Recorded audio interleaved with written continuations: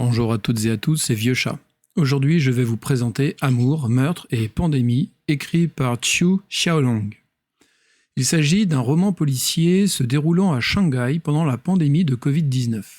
L'ancien inspecteur, Chen Cao, est appelé à l'aide par la municipalité de Shanghai pour enquêter sur 3 meurtres ayant eu lieu autour d'un hôpital.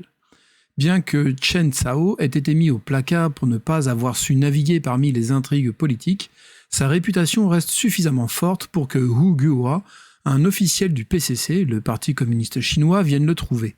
En effet, 3 meurtres aussi rapprochés dans le temps et à côté d'un hôpital alors que la pandémie fait rage risqueraient de mettre en cause la politique zéro Covid du PCC.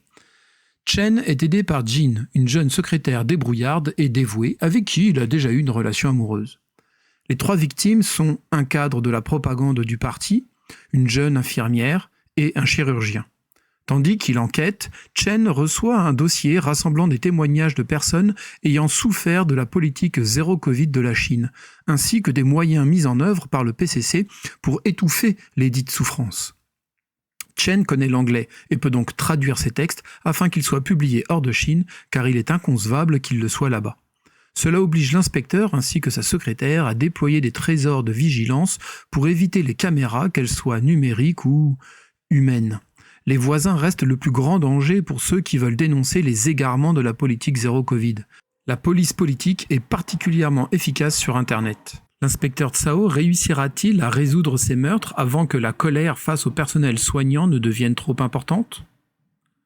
Le style est facile à lire et le texte est court. Les dialogues en constituent une très grande partie. De nombreux poèmes émaillent le texte, mais ils gênent plus qu'ils n'aident à poser une atmosphère, une ambiance. Cela est dû au fait que l'enquête policière n'est qu'un prétexte. L'intrigue n'est pas vraiment mystérieuse, il n'y a pas de danger, à part celui représenté par ceux qui suivent aveuglément les directives du PCC. L'intrigue n'est qu'un cadre pour montrer à quel point la politique zéro Covid est inhumaine, et c'est si souvent répété au long du livre que ça en devient très vite agaçant. Les exemples d'accidents tragiques suffisent pour se faire une idée, mais l'inspecteur et sa secrétaire répètent à l'envi à quel point c'est mauvais. Ces répétitions, les trop nombreux poèmes et mentions inutiles quant au fait que l'inspecteur soit un fin gourmet finissent par rendre la lecture désagréable. Nombre de dialogues sont creux et soporifiques, et lorsque l'intrigue trouve sa conclusion, je me suis rendu compte que je n'avais pas vraiment suivi le développement de l'enquête, ou plutôt qu'il n'y avait pas eu dans le livre de développement de la dite enquête. Celle-ci est évidemment liée au Covid et à la politique zéro Covid. Une lecture tout à fait oubliable, ce qui est dommage, vu l'importance du thème choisi. Voici un extrait. Bien après le coup de téléphone de Pang, Chen ne pouvait se défaire d'un lourd sentiment d'appréhension, sans doute partagé par bien d'autres gens, se dit-il.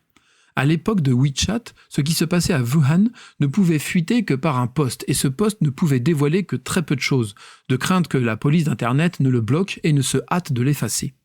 L'air dans la pièce devint soudain étouffant. Il se leva et alla regarder par la fenêtre, effaçant la buée avec la manche de sa chemise. Les dernières feuilles sur les arbres de son îlot semblaient trembler et soupirer avant de tomber. Quand l'épidémie de SARS avait éclaté en Chine quelques années plus tôt, le gouvernement avait adopté ce même modèle de dissimulation pour sauvegarder la glorieuse image du Parti communiste chinois. Dissimuler et dissimuler encore jusqu'à ce qu'il soit trop tard.